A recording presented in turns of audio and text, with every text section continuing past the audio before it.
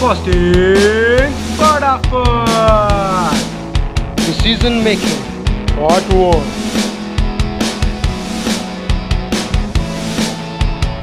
Good morning students, costing फटाफट में आपका स्वागत है।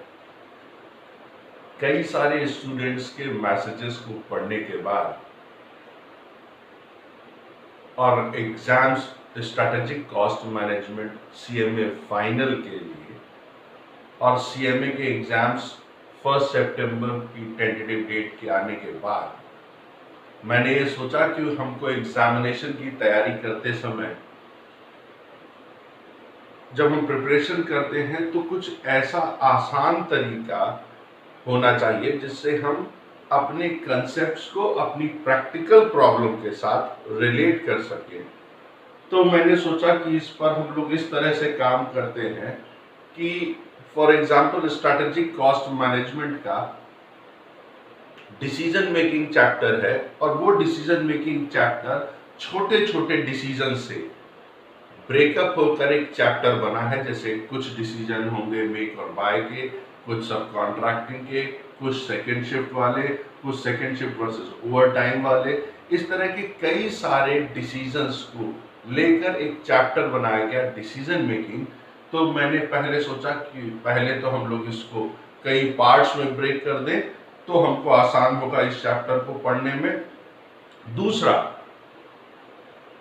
कॉस्टिंग फटाफट में पहले आपको एक कंसेप्ट पढ़ाया जाएगा या 2 कंसेप्ट पढ़ाए जाएंगे, फिर उससे रिलेटेड मैं आपको एक क्वेश्चन कराऊंगा जो क्वेश्चन उसी तरह के डिसीजन से प्योरली रिलेटेड होगा। Then it will be more easy और हर डिसीजन वाइज मैं एक वीडियो आपके लिए लेकर आऊंगा और उस डिसीजन से आप क्वेश्चन को रिलेट कर सकेंगे कि किस तरह से हमको क्वेश्चन करना चाहिए, कि क्वेश्चन में क्या कह रहा है और कैसे क्वेश्चन करें। होता क्या है कि जब हम लोग सारे कंसेप्ट्स पढ़ लेते हैं और फिर उसके बाद क्वेश्चन करते हैं तो हमको उतनी तेजी से हम रिलेट नहीं कर पाते हैं जितनी तेजी से इस मेथड में हम रिलेट कर सकते हैं। तो मैं इसके लिए एक नए तरीके से लेकर आया हूं कि एक डिसीजन मेकिंग का कंसेप्ट या 2 का कंसेप्ट जो मैं पढ़ाऊंगा। मान लीजिए एक क्वेश्चन, एक डिसीजन मेकिंग का कंसेप्ट पढ़ा है तो जो क्वेश्चन कराऊंगा प्योरली उससे रिलेटेड होगा। अगर मैंने इस वीडियो में 2 डिसीजन मेकिंग कॉन्सेप्ट्स पढ़ाए तो ये दोनों ही जो होगा वो उस क्वेश्चन से रिलेटेड होगा। तो इसी सीरीज में हम लोग शुरू करते हैं कॉस्टिंग फटाफट में स्ट्रैटेजिक कॉस्ट मैनेजमेंट का सीएमए फाइनल वाले बच्चों के लिए या कॉस्टिंग का जो फाइनल पेपर है किसी भी प्रोफेशनल एग्जाम में उसके लिए। तो आज हम लोग पहले पढ़ेंगे कुछ ऐसे डिसीजन मेकिंग चैप्टर में कि कौन कौन से हमको कवर करने चाहिए। तो एक हम लोग पहले पढ़ेंगे सेकंड शिफ्ट वर्किंग का, कि हमको सेकंड शिफ्ट चलानी चाहिए। तो पहले मैं आपको बता दूं कि सेकंड शिफ्ट वर्किंग का मतलब है कि मेरी फैक्ट्री नॉर्मल शिफ्ट्स में काम कर रही थी और मेरे पास उस प्रोडक्ट की डिमांड है, लेकिन मेरी फैक्ट्री जो प्रोडक्शन कर रही है वो उस नॉर्मल शिफ्ट में सारे प्रोडक्ट्स की डिमांड को फुलफिल नहीं कर सकती है।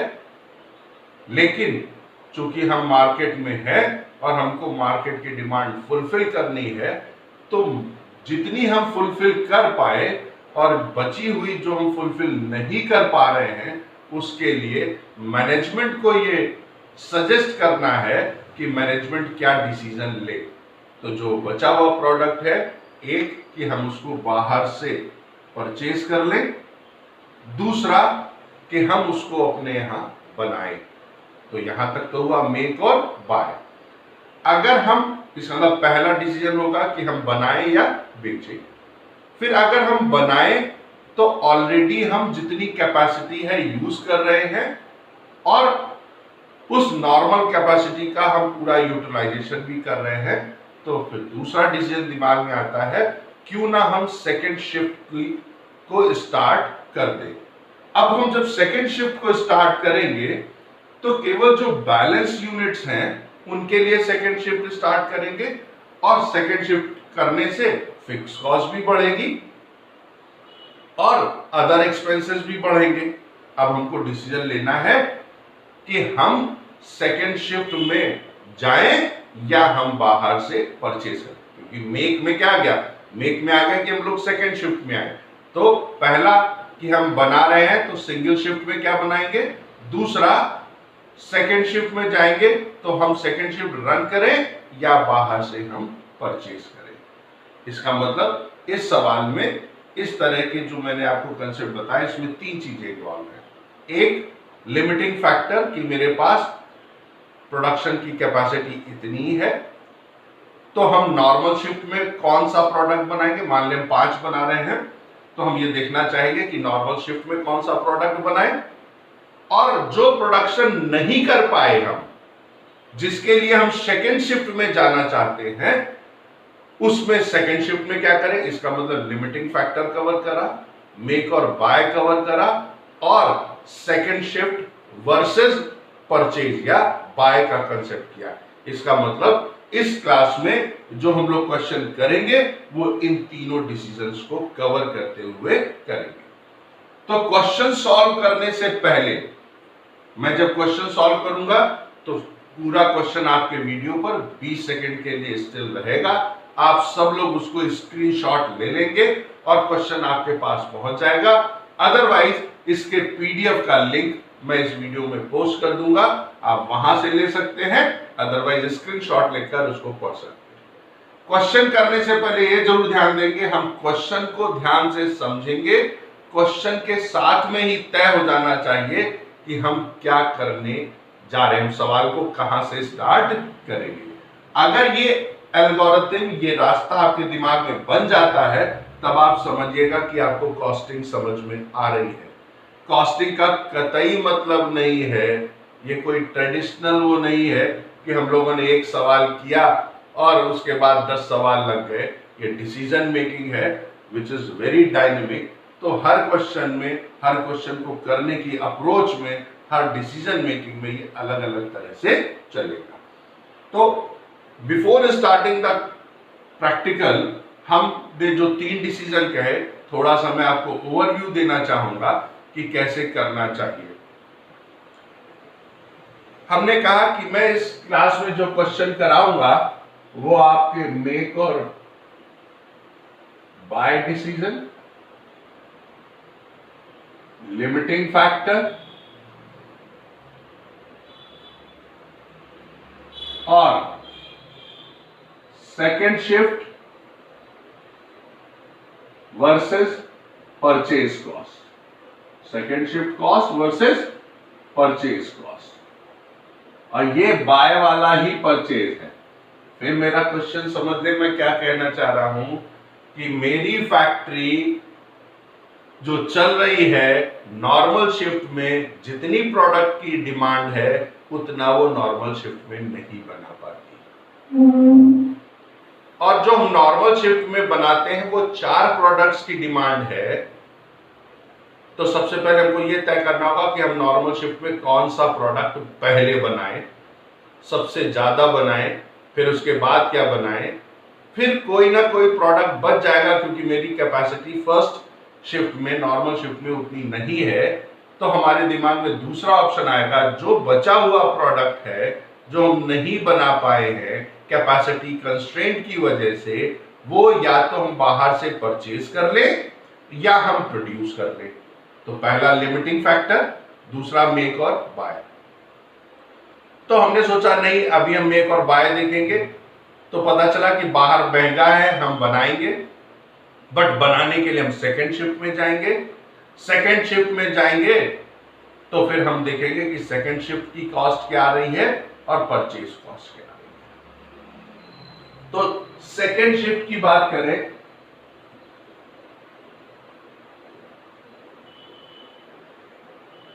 तो सेकेंड शिफ्ट में जब भी क्वेश्चन आएगा या सेकेंड शिफ्ट की वर्किंग करेंगे तो हम 2 चीजें ध्यान देंगे।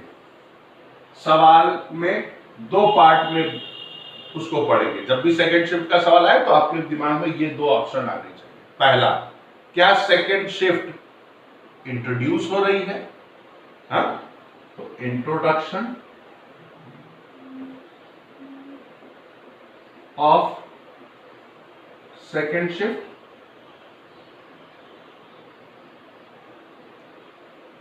दूसरा, हमने सोचा सेकेंड शिफ्ट की बजाय हम ओवर टाइम कर लें, मतलब हम नॉर्मल शिफ्ट में काम करें, फिर नॉर्मल के बाद ओवर टाइम करें, या ओवर टाइम करें या हम सेकेंड शिफ्ट को रन करें। इसका मतलब दूसरी कंडीशन क्या हो सकती है, second shift versus over time.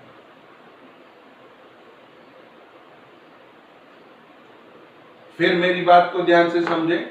हमने कहा कि या तो हम सेकेंड शिफ्ट पहली बार लेकर आ रहे हैं, इसका मतलब नॉर्मल शिफ्ट या फर्स्ट शिफ्ट में काम हो रहा था, पूरा नहीं हो पाया तो हम सेकेंड शिफ्ट में आएंगे। दूसरा, हमने सोचा कि हम सेकेंड शिफ्ट में जाएं या पहले वाले शिफ्ट के लोगों से ओवर टाइम करा लें। अब ओवर टाइम का नियम अलग चलता है, उसमें डबल रेट मिलता है, तो हमको कंपैरिजन होगा सेकेंड शिफ्ट चलाने में फायदा है या पहली शिफ्ट वालों से ओवर टाइम कराने में फायदा है। अब हमारा दो तरह का डिसीजन हो गया। इसका मतलब जब भी सेकेंड शिफ्ट की बात करेगा तो हम दो ऑप्शंस पर काम करेंगे। करेक्ट।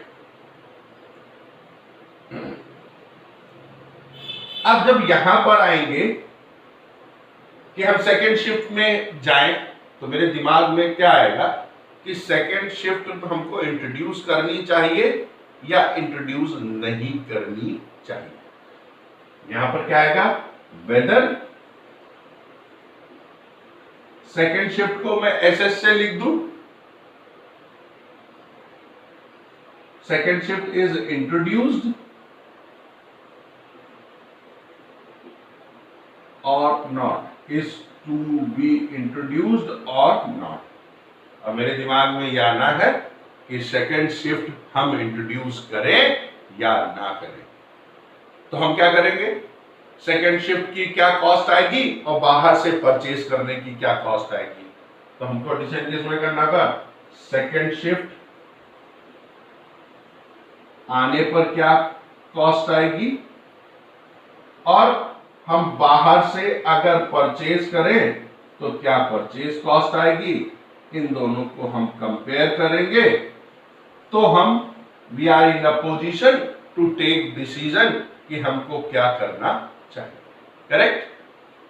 अगर हम second shift versus overtime में आएंगे तो हम क्या करेंगे, सेकेंड शिफ्ट में जाने की क्या कॉस्ट है और ओवर टाइम में जाने की क्या कॉस्ट है।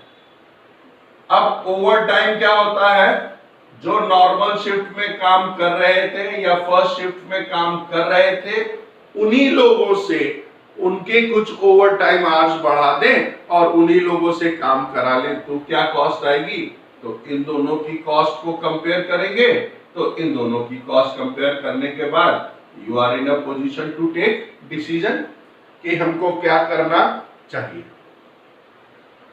अब आपको यह समझना है कि सर ओवर टाइम करते समय और सेकेंड शिफ्ट में जाते समय कौन से ऐसे खर्चे हैं जो दोनों में अलग चलेंगे। There is a big difference between second shift and overtime. Overtime क्या होता है, मैंने नॉर्मल वर्किंग आवर्स में 8 आवर्स काम किया और उसके बाद में फर्दर काम करूंगा तो वो ओवर टाइम आवर्स में जाएगा। और सेकेंड शिफ्ट का मतलब है मैं अपनी शिफ्ट में काम करके चला जाऊंगा, दूसरी शिफ्ट स्टार्ट होगी, पूरी नई लेबर वर्कफोर्स आएगी और वो सेकेंड शिफ्ट में काम करेगी। तो अब हम लोग इसके आगे इसी समय पढ़ लेते हैं कि सेकेंड शिफ्ट और ओवर टाइम में क्या फर्क है, हमको कैसे करना चाहिए, कौन कौन से खर्चे सेकेंड शिफ्ट में लिए जाएंगे और कौन से खर्चे ओवर टाइम में लिए जाएंगे। आई होप कि यहां तक आपको बात समझ में आई होगी, और अगर आपको छूट गया हो तो मेरे वीडियो को पॉज करें, पूरे इस एल्गोरिथम को समझें। इन केस कोई प्रॉब्लम हो तो नीचे कमेंट बॉक्स में टेक्स्ट करें, मैं आपकी प्रॉब्लम को रिजॉल्व करूंगा और बताते रहें। अब हमने जब ये देखा तो अब मुझको ये जानना है कि सर सेकेंड शिफ्ट में कौन सी कॉस्ट लेते हैं, या सेकेंड शिफ्ट का क्या नियम है, और ओवर टाइम का। तो हम लोगों ने सोचा कैसे इसको करना चाहिए, तो हमने यहां पर लिखा सेकेंड शिफ्ट और ओवर टाइम। कौन सी कॉस्ट सेकेंड शिफ्ट में लेनी चाहिए, कौन सी कॉस्ट ओवर टाइम में लेनी चाहिए, इस बात को हम लोग पढ़ेंगे। अगर हम सेकेंड शिफ्ट में जाते हैं तो कुछ चीजें मैं बताता हूं, उसको हमेशा ध्यान रखेंगे कि जो वर्किंग आवर्स हैं, working hours are always fixed.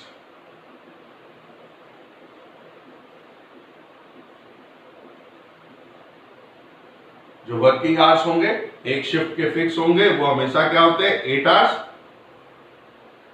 दूसरा, जो सेकेंड शिफ्ट का कॉन्सेप्ट है,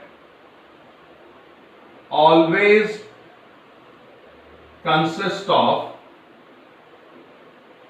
न्यू वर्कर्स, और जो सेकेंड शिफ्ट है वो हमेशा नए वर्कर्स के साथ में आती है। दूसरा, अब अगर एक शिफ्ट 8 आवर्स की है, तो मान लीजिए 9 बजे वो शिफ्ट स्टार्ट हुई, तो वो खत्म कब होगी, शाम को 5 बजे, राइट। अब दूसरी शिफ्ट स्टार्ट होगी तो इसका मतलब रात हो जाएगी उन लोगों को जो सेकेंड शिफ्ट में काम कर रहे हैं, तो उनको क्या मिलता है, नाइट शिफ्ट अलाउंस। क्या मिलता है, नाइट शिफ्ट अलाउंस। तो क्या हो जाएगा, एक चीज और लिख ले, नाइट शिफ्ट अलाउंस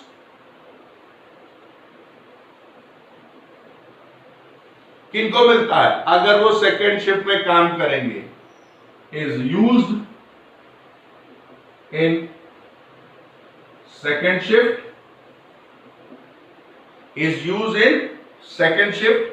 अब आप पूछेंगे सर ये ठीक है, नाइट शिफ्ट अलाउंस आ गया, ये नाइट शिफ्ट अलाउंस क्या होगा, इसका नेचर क्या है, तो night shift allowance is treated as variable. और ये जो नाइट शिफ्ट अलाउंस है इसका नेचर कैसा होगा, वेरिएबल का। तो ये हमने पढ़ाई साल, जब भी सेकेंड शिफ्ट आएगी तो नाइट शिफ्ट अलाउंस की बात क्वेश्चन में होगी और उसको हम डिसीजन मेकिंग में कंसिडर करेंगे। अग्री। अब और वो भी आपको होगा, साथ में नोट करते चले, सोचते चले।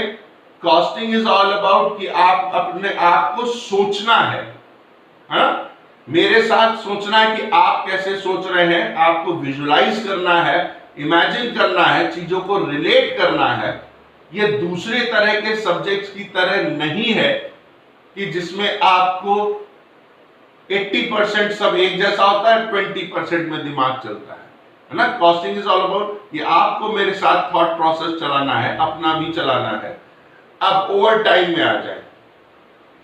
अब ओवर टाइम क्या होता है, जो हम एक्स्ट्रा काम करते हैं, तो हम क्या लिखेंगे, over and above normal working hours.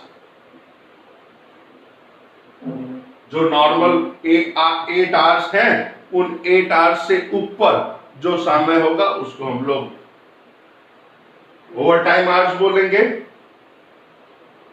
ये ओवर टाइम आवर्स जो होते हैं may be less than 4 hours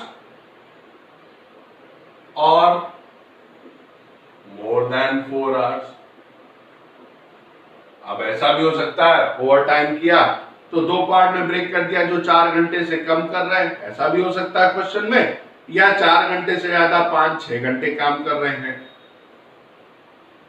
दूसरा, जो ओवर टाइम होता है कंसिस्ट ऑफ एग्जिस्टिंग वर्कर। मैंने बताया जो लोग नॉर्मल वर्किंग आवर्स में काम कर रहे हैं उन्हीं को ही कहा जाता है कि आप एक्स्ट्रा काम कर लें और एक्स्ट्रा उसका आपको पैसा मिलेगा।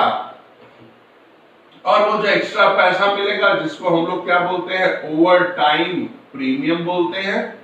और वो ओवर टाइम प्रीमियम क्या है, इज ऑलवेज 100% ऑफ बेसिक पे और 50% ऑफ बेसिक पे। अब आप बोलेंगे सर ये ओवर टाइम प्रीमियम क्या है?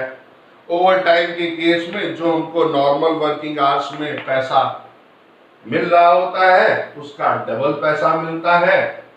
और ये हमने लिखा कि ओवर टाइम जो प्रीमियम है वो ओवर टाइम प्रीमियम बेसिक पे का 100% भी हो सकता है, 50% भी हो सकता है, या क्वेश्चन में जैसा दिया गया हो उस हिसाब से हम इसका ट्रीटमेंट करेंगे।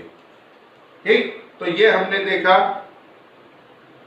अब इसमें एक एक्स्ट्रा चीज हम लोग लिखेंगे, यहां पर हम आ गए वेरिएबल तक। अब जब सेकंड शिफ्ट स्टार्ट होगी तो उस सेकंड शिफ्ट में कुछ फिक्स कॉस्ट भी आएगी। और वो फिक्स कॉस्ट कैसी होगी, यहां पर देखेंगे कि हम लोग कैसे करेंगे। एक्स्ट्रा फिक्स कॉस्ट, मेरा यहां बताने का पर्पस है किस किस तरह की फिक्स कॉस्ट हो सकती है। सेकंड शिफ्ट होगी तो पहले शिफ्ट वाले सिक्योरिटी स्टाफ भी चला जाएगा, या तो आप दूसरा सिक्योरिटी अलग बुलाएंगे या उसी को कहेंगे। तो security staff, this is for example. इस तरह के, मैं ये नहीं कह रहा हूं केवल इतनी ही फिक्स कॉस्ट होंगी, मैं ये बताना चाह रहा हूं किस तरह की फिक्स कॉस्ट हो सकती है। मैनेजर्स की सैलरी,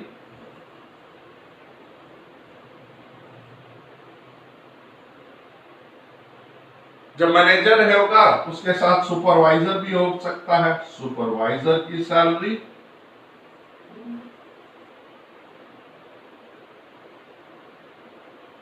अब सेकेंड शिफ्ट में चलेगा तो मान ले मशीन्स हैं और मशीन रेंट पर है तो उन मशीन्स का रेंट होगा, एटसेट्रा लिख देता हूं, बोर्ड भी खत्म हो गया। और इसी तरह कई सारे एग्जाम्पल्स हो सकते हैं जिसको हम लोग बोलेंगे fix cost. In case of normal condition, over time की बात करें, कोई एक्स्ट्रा फिक्स कॉस्ट नहीं होती है।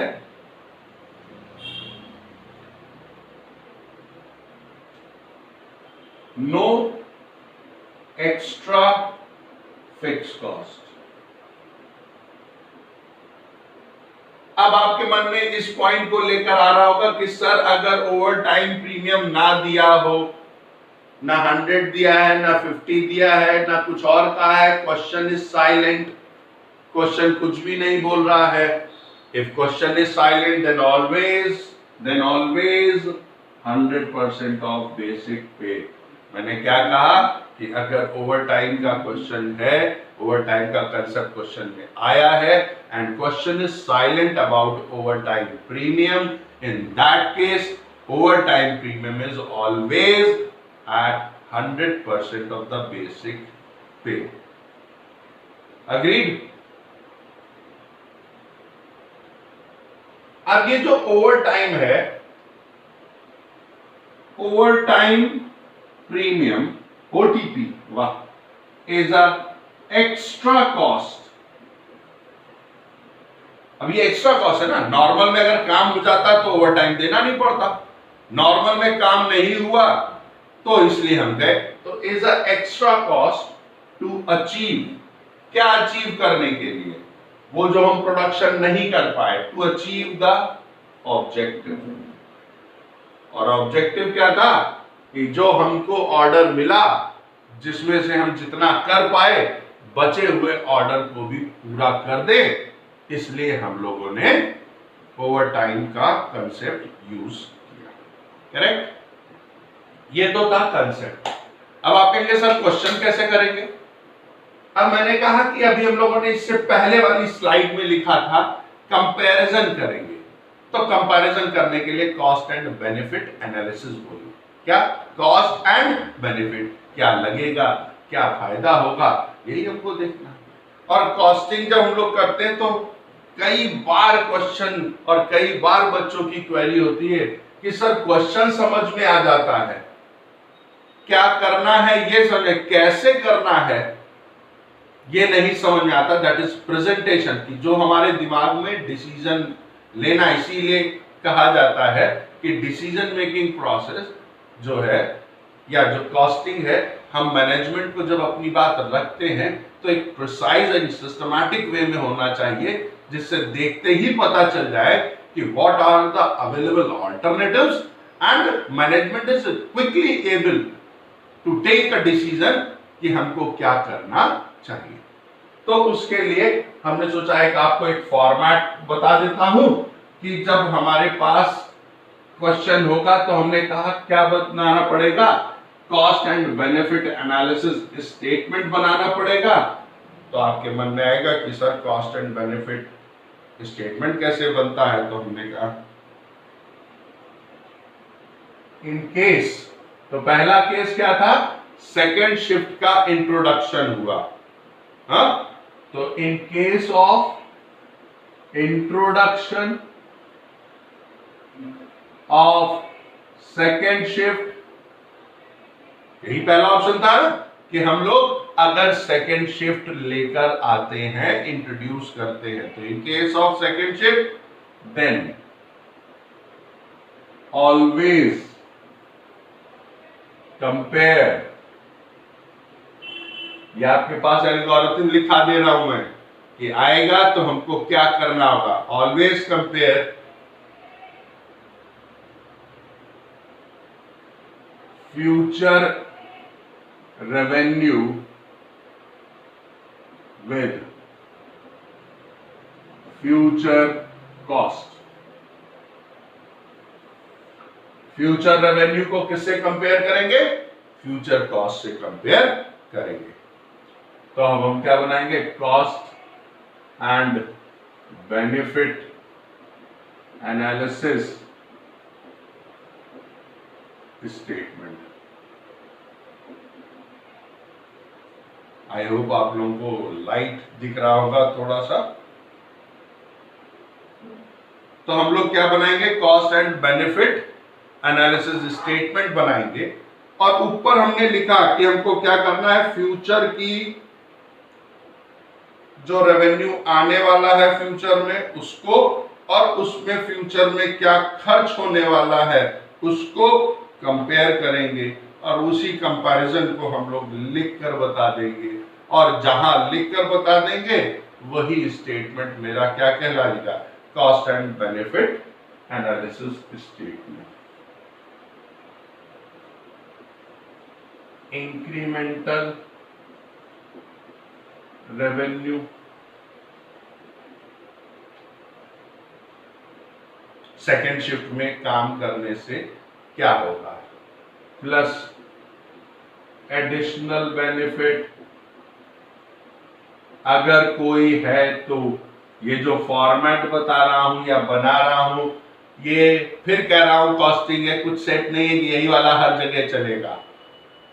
तो ये हो जाएगा हमारे पास, क्या आ जाएगा, टोटल कितने बेनिफिट्स हुए,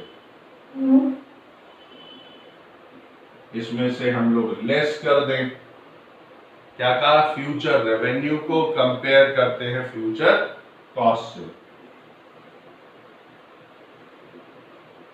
डिफरेंशियल कॉस्ट, डिफरेंशियल कॉस्ट काहे पर, on extra units, differential cost on extra unit. जो एक्स्ट्रा यूनिट्स सेकेंड शिफ्ट में आप बनाने जा रहे हैं उन पर क्या पैसा खर्च होगा, क्या खर्च होगा, उस पर कुछ मटेरियल खर्च होगा, कुछ लेबर खर्च होगी, आया ना, जब बनाएंगे तो कुछ वेरिएबल ओवरहेड्स होंगे, नाइट शिफ्ट अलाउंस होगा, इस तरह के कुछ खर्चे होंगे और इनको बनाने के बाद में हम यहां से डिसीजन ले सकते हैं। अब रेवेन्यू अगर फ्यूचर में होने वाला ज्यादा है, कॉस्ट कम है, तो हम कर सकते हैं। इसमें से एक चीज और लिख लें, लेस कर देंगे एक्स्ट्रा फिक्स कॉस्ट। अभी हम लोगों ने पिछली स्लाइड में पढ़ा था कि एक्स्ट्रा फिक्स कॉस्ट कौन कौन सी हो सकती है अगर हम सेकेंड शिफ्ट में जाते हैं। तो उस सेकेंड शिफ्ट में जब जाएंगे तो एक्स्ट्रा कॉस्ट वहां पर है, इसमें स्टार लगा देता हूं 2, ये पीछे बनाया तो ये आ जाएगा नेट बेनिफिट। और अगर नेट बेनिफिट प्लस आया, हालांकि फाइनल के स्टूडेंट इतने समझदार हैं, फिर भी अगर नेट बेनिफिट प्लस आता है इसका मतलब जो फ्यूचर में होने वाला रेवेन्यू है या इंक्रीमेंटल रेवेन्यू है वो ज्यादा है और कॉस्ट इंक्रीमेंटल जो है वो कम है, तो वी विल टेक डिसीजन कि हमको क्या करना चाहिए।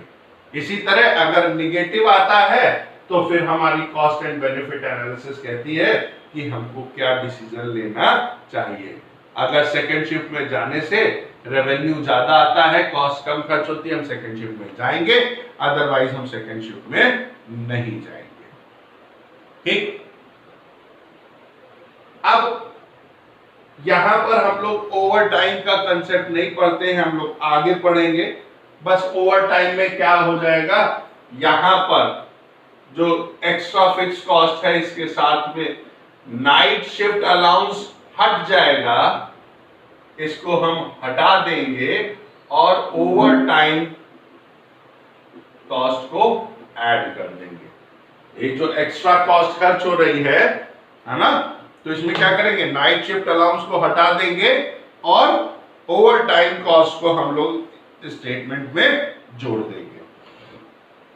अब आता है सर इस क्वेश्चन में कौन कौन से स्टेटमेंट बनाएंगे, तो हमने कहा एक कंपैरेटिव कॉस्ट बनाएंगे क्योंकि हमें कंपेयर करना है कि सर हमको कौन सा करना चाहिए डिसीजन, तो उसके लिए कंपैरेटिव कॉस्ट बना सकते हैं।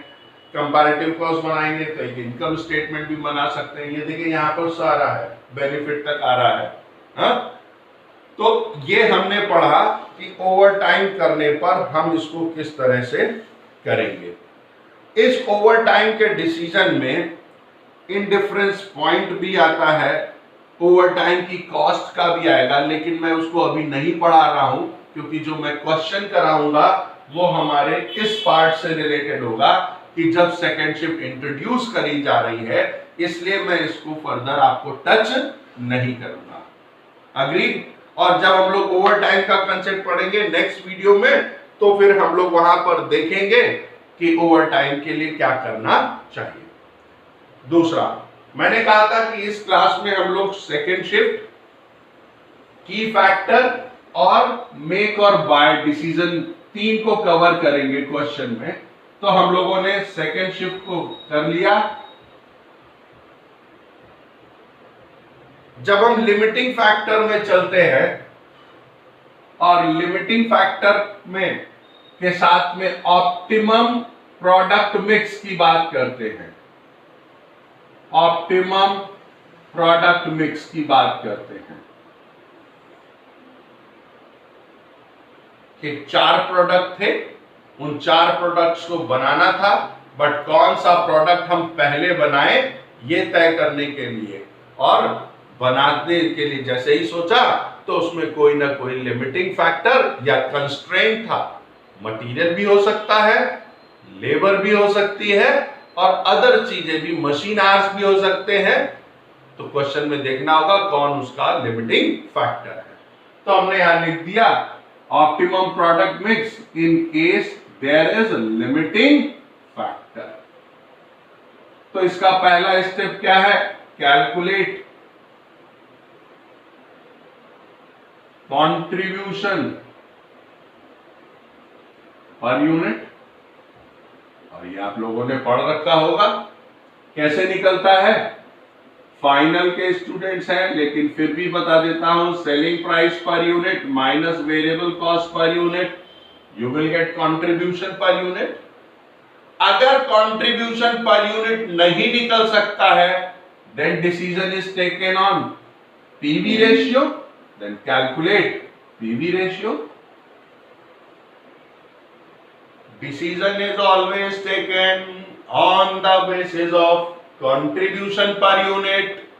अगर कंट्रीब्यूशन पर यूनिट तक पहुंचने के लिए सफिशिएंट इंफॉर्मेशन क्वेश्चन में गिवन नहीं है तो फिर वी विल कैलकुलेट या we will take decision on the basis of PV ratio. कैसे निकलता है? Contribution upon sales into 100। अब मेरे पास मान ले 4 प्रोडक्ट हैं तो चारों का मैंने कंट्रीब्यूशन पर यूनिट निकाल लिया। अगर लिमिटिंग फैक्टर नहीं होता तो यहीं पर रैंकिंग करते, बट लिमिटिंग फैक्टर है तो क्या करेंगे? If there is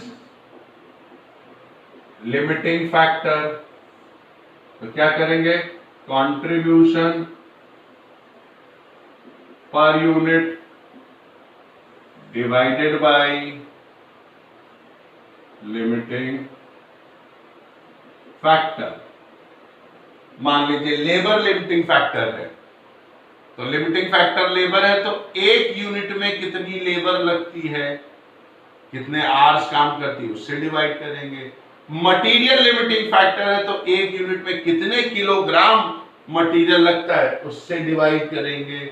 machine hours अगर लिमिटिंग फैक्टर है तो 1 यूनिट को बनाने में मशीन आवर्स कितने लगते हैं, उससे डिवाइड करेंगे। तब आपको कंट्रीब्यूशन क्या मिल जाएगा? Contribution per limiting factor. इसका मतलब अगर लिमिटिंग फैक्टर नहीं है then decision is taken on the basis of contribution per unit. अगर लिमिटिंग फैक्टर है then decision is taken on contribution per limiting factor. वो कैसे कैलकुलेट करेंगे वो हम लोगों ने फॉर्मूला लिखा। फिर उसके बाद चौथा स्टेप होगा, हम उसकी रैंकिंग कर देंगे। रैंकिंग करने में क्या होगा? कोई फर्स्ट आएगा, ये वाला 4th आया, मान ले 4 प्रोडक्ट हैं ए बी सी डी, ये सेकंड आया, ये थर्ड आया। इसका मतलब सबसे पहले हम इसकी डिमांड को फुलफिल करेंगे। अगर बच गया कंस्ट्रेंट लिमिटिंग फैक्टर तो हम डी को बनाएंगे, अगर बच गया तो सी को बनाएंगे और फिर जो कुछ बचेगा वो हम बी को बना लेंगे। तो हमारे पास डिसीजन आ जाएगा कि ऑप्टिमम प्रोडक्ट मिक्स क्या होना चाहिए।